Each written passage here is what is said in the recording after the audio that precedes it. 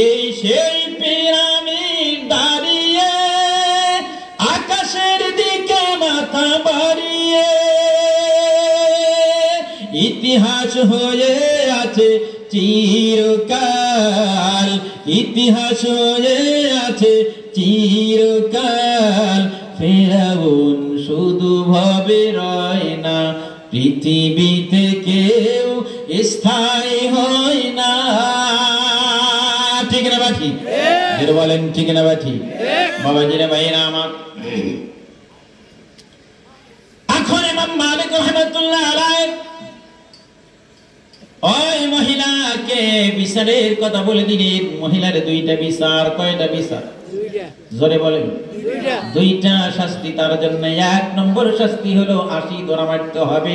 2 নম্বর শাস্তি হলো এই মেয়ে যদি জীবিত থাকে তাহলে যতদিন বাঁচিয়ে থাকবে ওর জন্য আর যদি সত্যি সাক্ষী হয় গ্রহণ করা যাবে না।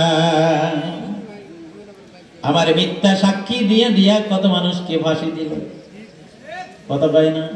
বিচার হবে, বিচার হবে আল্লাহর কাছে, অবশ্যই হবে। বললে কষ্ট হলেও বাবা কি হবে? এটা আমার কথা নয়, যদি আমার জবান দিয়ে বের হচ্ছে, এটা আমার কথা নয়, আল্লাহর কথা। আল্লাহর সাথে কি যুদ্ধ করবেন? জোরে বলেন। নমরুদ একবার তীর মারছিল, আল্লাহ কি মারছে? তীর মারছে। আল্লাহ বলেন ফেরেশতা রে তীরটা ধর। তীরটা ধর। ধরলেন। বলে দে একটা পশু, একটা জানোয়ারের কারণ একটু রক্ত ভরাইয়া দে, দিয়ে নমরুদের সম্মুখে ফেলে দিবি। ও যখন নিকটে পড়বে রক্ত দেখবি আর কবি যে আল্লাহ মরে গেছে, আল্লাহ মরে গেছে। হ্যাঁ, আল্লাহ মরে গেছে। এইটা যখন বলল সবার কাছে রক্ত চাই, কেউ দেয় না, কেউ দেয় না, কারণ নমরুদের জন্য কোনো রক্ত নাই। শেষ মুহূর্তে মাছ চেনেন না? মাছ, এই মাছটা রক্ত দিল। দেওয়ার পর আল্লাহ তাআলা বললেন, মাছ রে আমার বান্দার জন্য তুই মরলেও হালাল, জীবিত থাকলেও হালাল। গরু মারা গেলে কি হালাল হয়? মুরগি মারা গেলে হালাল হয়? জোরে বলেন।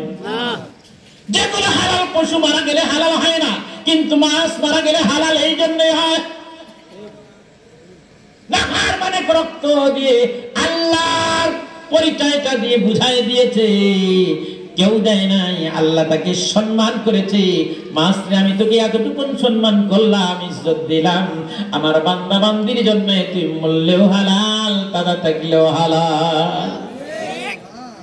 সুবহানাল্লাহ কয় না? সুবহানাল্লাহ। কাল বাজে সকালে কয় না সুবহানাল্লাহ। আমাদের ঈমান যেরকম হয়েছে, এত ঈমান দুর্বল। এইরকম ওয়াজ করতেছে হুজুর, আজকে ঈমান সম্পর্কে সব বলবো।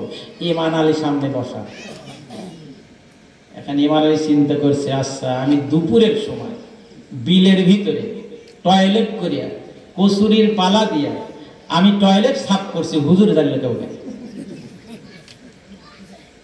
হুজুর বারবার ঈমানের কথা বলছে, তখন ও একটু কাঁচা দিছে। আরে ভাই আপনি কাঁচা দেন। বলে হুজুর আমি বিলের ভিতরে টয়লেট করা, আমি কচুরির বালা দিয়ে আমি টয়লেট পরিষ্কার করেছি, আপনি জানলেন কেমন? আমি তো সেই ঈমান আলী।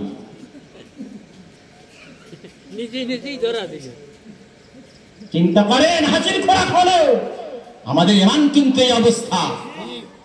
যেরকম ঠিক না ঠিক? যেরকম ঠিক না ঠিক?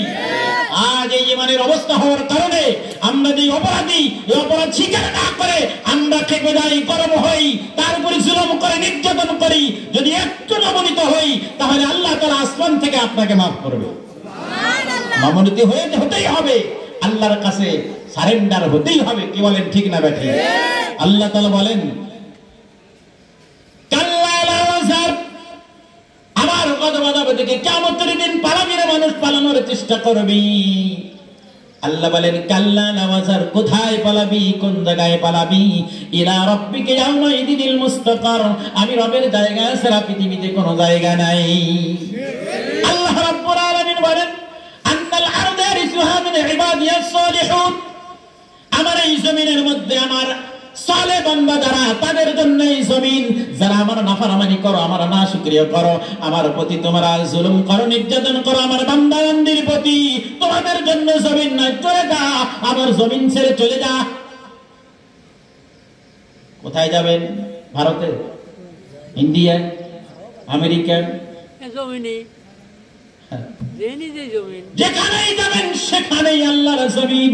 আল্লাহ তাআলা বলেন কিয়ামতের দিন মানুষগুলো যখন উঠবে, পায়ের নিচে যেই জায়গাটুকু, এই জায়গাটুকু দাঁড় করে দিবে, স্টপ করে দেবে, ব্রেক করে দিবে, বলবে বান্দা বান্দিরা একটা কদম অগ্রসর হবি না, আমি 5টা প্রশ্ন করব, জবাব না দেওয়া পর্যন্ত সম্মুখে যাবি না।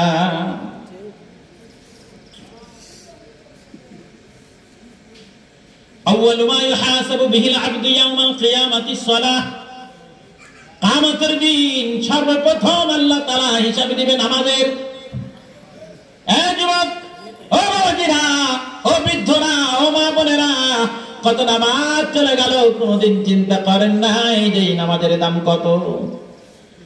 কোনদিন ভাবেন নাই নামাজ কি মূল্য আমার জন্য? এই নামাজ কেন আল্লাহ তাআলা দিলেন? কত বেদি যে সেবা এই নামাজের মধ্যে রয়েছে, আপনি বুঝতে পারেন না। আপনার এই পায়ের মধ্যে সেবা, আপনার এই ডানার মধ্যে সেবা, আপনার হাতের মধ্যে সেবা, আপনার চোখের দৃষ্টির মধ্যে সেবা, আপনার চলনে বলনে শরীরের প্রত্যেকটা জায়গায় সেবা রাখিয়েছেন নামাজের মধ্যে।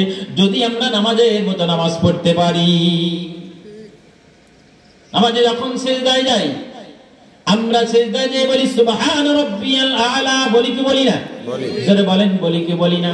আল্লাহ রাব্বুল আলামিন বলেন বান্দা, এ বান্দি, এই বডিটুকু আমি ফেরেশতা দ্বারা বানাইছি, আর এই মাথাটুকু আমি আমার কুদরতি হাত দ্বারা বানিয়েছি। এইটা ফেরেশতাকে আমি দেই নাই, বানাইতে দেই নাই। তোর শরীরের মধ্যে সবচাইতে দামি হলো তোর মাথা। জোরে বলেন ঠিক না ঠিক?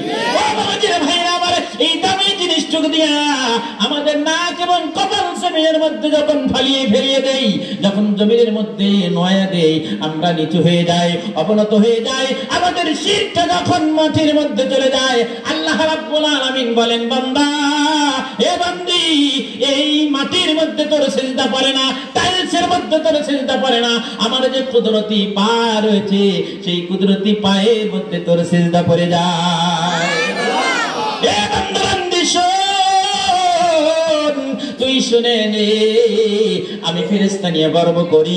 আমি তোদের বানানো চাইছিলাম, ফেরেশতারা নিষেধ করেছিল, আমি তাদের বলেছি না না না, নিষেধ করিস না, আমি যা বানাবো তোরা বুঝিস না। এখন সিজদায় পড়ার কারণে আল্লাহ আসমান থেকে ফেরেশতা নিয়ে গর্ব করে বলে, আমার বান্দার দিকে তাকা, দেখ আমার কুদরত পায়ে সিজদা দিয়ে আমার নাম বলতেছে সুবহান রাব্বিয়াল আ'লা। এ আল্লাহ, আল্লাহু আকবার বলে, প্রতি পায়ে সিজদা দিয়েছি, তোমার পুত পবিত্র নামের ঘোষণা করে দিচ্ছি।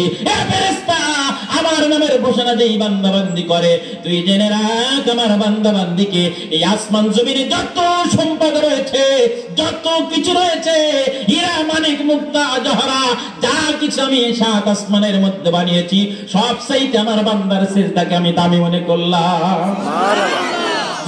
সুবহানাল্লাহ, সুবহানাল্লাহ। এই দামটা বুঝলে না? তুমি বুঝলে দুনিয়ার ক্ষমতা, তুমি বুঝলে নিজের শিক্ষিত, তুমি বুঝলে আমি অফিসার, এই গুণের মধ্যে দাম নাই, সিজদার মধ্যে সব দাম রয়েছে। তোমার বিল্ডিং এর দাম নাই, তোমার এই দুনিয়ার সব কিছু, মাঠের মধ্যে অনেক জমি আছে, এটা দাম নাই, এর চাইতে দাম হলো তোমার সিজদা। দুনিয়ার ব্যবসা বাণিজ্য করার জন্য মানুষ নামাজ ছেড়ে দিচ্ছে অসংখ্য, ঠিক না বাকি? দেখে না, অনেক রিক্সাওয়ালা রয়েছে, তারা পান্তা ভাত খেয়ে ইট মাথায় দিয়ে লাখ টাকায় ঘুমায়, রিক্সার মধ্যে ঘুমায়, কোটিপতি আছে, এত সুন্দর বিল্ডিং, এত সুন্দর বিছানা, ঘুমের ট্যাবলেট খায়ও ঘুমায় না।